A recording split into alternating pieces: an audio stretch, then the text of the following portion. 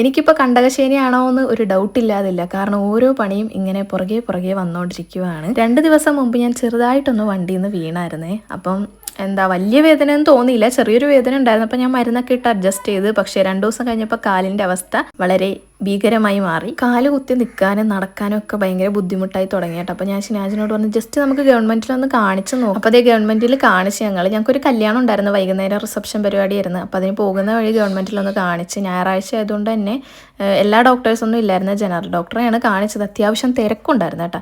കാണിച്ചപ്പോൾ ഡോക്ടർ പറഞ്ഞ് എക്സ്റേ എടുത്തിട്ട് വരാൻ പറഞ്ഞു. അങ്ങനെ ഞങ്ങൾ അവിടെ നിന്ന് ഇറങ്ങിയിട്ട് നേരെ കല്യാണ ഓഡിറ്റോറിയത്തിലേക്കാണ് വന്നത്. 2 കപ്പിൾസിൻ്റെ കല്യാണമായിരുന്നു കേട്ടോ, അതായത് ചേട്ടൻ്റെയും അനിയൻ്റെയും. അപ്പോൾ അവിടെ വെച്ചിട്ട് നമ്മുടെ കുറേ കുട്ടി സബ്സ്ക്രൈബേഴ്സിനെ കണ്ടു കേട്ടോ. എല്ലാവരും നമ്മളോട് വന്ന് സംസാരിച്ചിട്ടുണ്ടായിരുന്നു കേട്ടോ, കുട്ടികളും വലിയവരും ഒക്കെ ഉണ്ടായിരുന്നു. ഞങ്ങൾ ഫുഡ് കഴിക്കാൻ വേണ്ടിയിട്ട് ഈ ഒരു ഏരിയയിലേക്ക് വന്നപ്പോൾ എൻ്റെ പൊന്നോ ഭയങ്കര തിരക്കായിരുന്നു കേട്ടോ. പിന്നെ ബൊഫയുടെ ആ ഒരു സെക്ഷനിലോട്ട് പോയി, അവിടെ ക്യൂ നിൽക്കണമല്ലോ. അപ്പോൾ ഷിനാജ് എന്നോട് പറഞ്ഞു നിനക്ക് കാല് വയ്യാത്തില്ല, നീ ഒരു സ്ഥലത്ത് ഇരുന്നോ, ഞങ്ങൾ അവിടെ എത്താനാകുമ്പോൾ നിന്നെ വിളിക്കാമെന്ന്.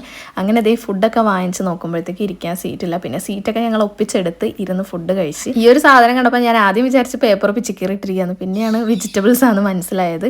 അങ്ങനെ ഇവിടെ വന്ന് നമ്മൾ കുറച്ച് നേരം ഇരുന്ന് സ്റ്റേജിൻ്റെ അവിടെയും നമ്മുടെ സബ്സ്ക്രൈബേഴ്സ് നമ്മളെ വളഞ്ഞിട്ടുണ്ടായിരുന്നു. ഇവളോട് കുറച്ച് പോപ്കോൺ എനിക്ക് തരാൻ പറഞ്ഞേട്ടാ. പിന്നെ അവൾ എനിക്കൊരു ഗ്ലാസ്സിൽ നിറച്ച് വാങ്ങിച്ചുകൊണ്ട് തന്ന്. ഇവരൊക്കെ നമ്മുടെ വീഡിയോസ് കാണുന്ന കുട്ടി കുട്ടി ആൾക്കാരാണ് കേട്ടോ. ഹോസ്പിറ്റലിൽ നിന്ന് ഇറങ്ങിയിട്ട് നമ്മൾ എക്സ്റേ എടുക്കാൻ നിൽക്കാഞ്ഞത് പിറ്റേ ദിവസം തിങ്കളാഴ്ചയല്ലേ, അപ്പം എക്സ്റേ എടുത്തിട്ട് കൊണ്ട് കാണിക്കാന്നുള്ളൊരു ഇതിലാണ് കേട്ടോ. അങ്ങനെ കല്യാണ ഓഡിറ്റോറിയത്തിൽ നിന്ന് നമ്മൾ ഫവാസിൻ്റെ കടയുടെ അങ്ങോട്ട് വന്ന് അവിടെ കുഞ്ഞുമണിയും വന്നിട്ടുണ്ടായിരുന്നു. ഷിനാജിൻ്റെ ഈ ഒരു ജാക്കറ്റ് കണ്ടപ്പം കുഞ്ഞുമണിക്ക് അത് ഊരിട്ട് നോക്കിയേ പറ്റത്തുള്ളൂ. പിന്നെ രണ്ടുപേരും കൂടെ അത് ഊരാനുള്ള യുദ്ധമായിരുന്നു. അങ്ങനെ പിന്നെ അവിടെ നിന്ന് തന്നെ പെട്ടെന്ന് സിനിമക്ക് പോകാന്നുള്ളൊരു പ്ലാൻ ഉണ്ടാക്കി ഞങ്ങൾ വേഗം സുമതി വളവ് കാണാൻ പോയി. കാലിന് വയ്യെങ്കിലും ഗൈസ് ഇതിനൊക്കെ ഞാൻ വലിഞ്ഞു കയറിപ്പോയി.